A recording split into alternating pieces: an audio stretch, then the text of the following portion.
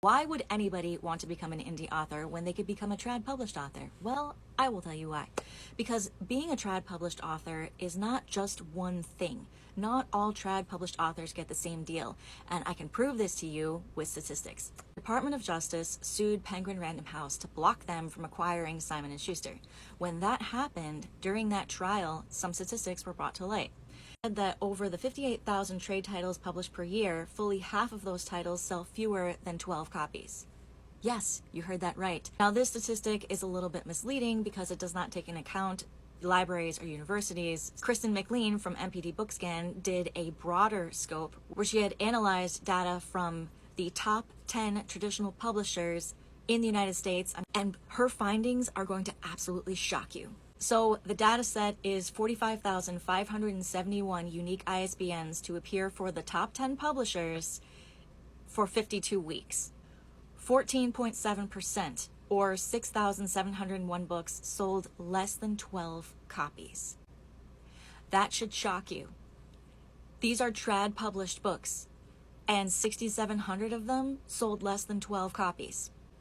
51.4%, or 23,419 books, sold between 12 copies and 999 copies. More than half of traditionally published books only sold less than 1,000 copies in their first year.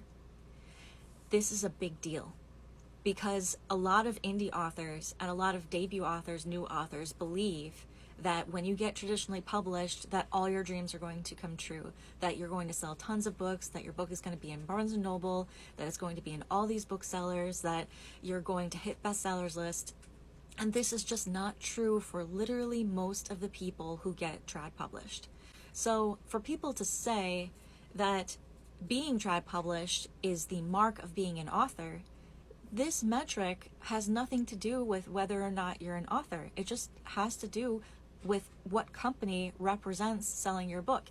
And when you are a trad published author, you might not have the same deal as the person next to you, because when you look at the top 1%, 0.7% or 320 books sell between 50,000 and 999,999.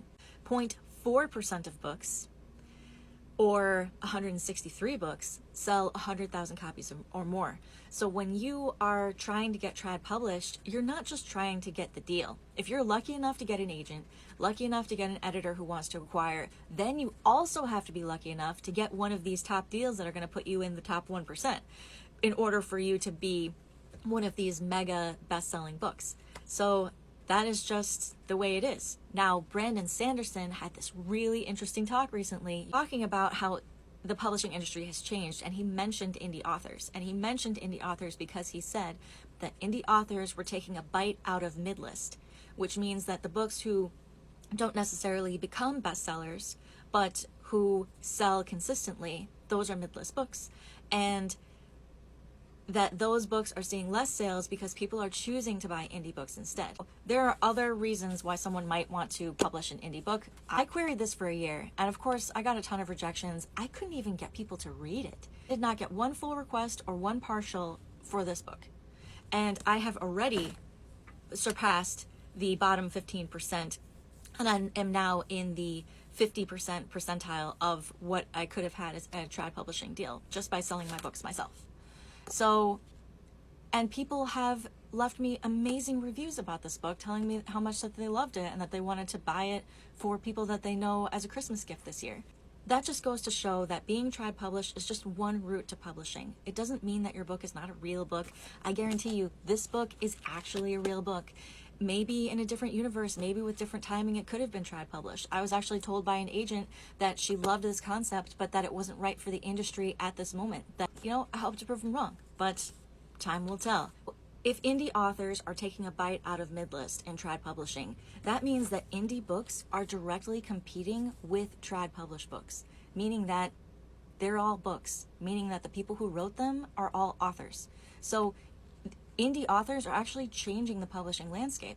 And eventually, I hope that people open their minds and hearts to say, yes, I recognize that indie authors are real authors. They put in a lot of work and they decide to put out their books themselves. A lot of indie authors want creative control. They want to be able to decide what the cover looks like. They don't want to maybe have to make the interior of their book conform to what's hot right now or what's going to sell right now. Like maybe they just care about their story, maybe they care about their art and they want to put it out the way that they envision it.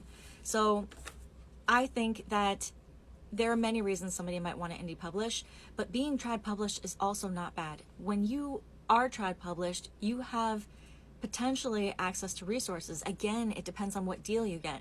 If you get a deal where you get like pretty much shelved by your publisher, where your publisher just doesn't respond to your emails, they don't get any royalties off your book sales because your publisher is making 90% and your agent's making 15% of your 10, yeah, I mean, that can be pretty demoralizing and soul crushing, I think, for some trad published authors. But for the trad published authors who do get an amazing deal, for them to be able to have those access to those resources, that shows in like 2.2% will sell between 20,000 and 50,000. But when you want to be trad published, you're kind of wanting a lottery ticket, you know, because a lot of trad published authors are going to be in those lower numbers, less than 1,000 copies. If you are trad published, you have to promote your own book. That's just the reality of it is. And you know what? It's not just that way in our industry. It's that way in all industries now. You see that musicians are getting record deals if they already have tons of followers. You see that actors are even getting parts in movies because they have a large social media following. Creative industries want to make money, and so they have changed to try to want to push things out that are already going to have some measure of success without them having to do anything. Anyway, that's where we're at right now. Please sign up for my Substack. Link is in my bio. And don't forget, signed copies of my book in my TikTok shop. Thanks, everybody. And good luck.